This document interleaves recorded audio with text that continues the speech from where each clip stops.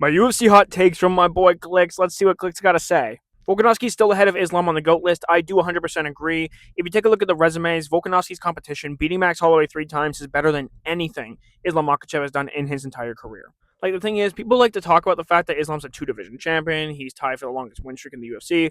That stuff's all well and good, but I think that the accolades of who you beat is more important than any of that stuff. That stuff's just kind of like a bonus if, like, everything else is a tie. Ilya versus Arman is a higher skill fight than Ilya versus Islam. The only issue with Ilya versus Islam is like what weight classes are going to be at, because Ilya's too small for 170, Islam's too big for 155. I doubt they do a catchweight bout. So like I can understand what you mean in terms of like not having to completely dehydrate or have one fighter who's completely undersized go up against each other, but you're basically saying that Arman is more skilled than Islam, which I don't think is true. Pure is top 5, 6 all time. If he beats Merab at UFC 323, no, I don't think so. I don't even think that Jan's in the top 10. I'd like to see Jan at around the number 12, 13 spot right now, but I'd have to look at his resume.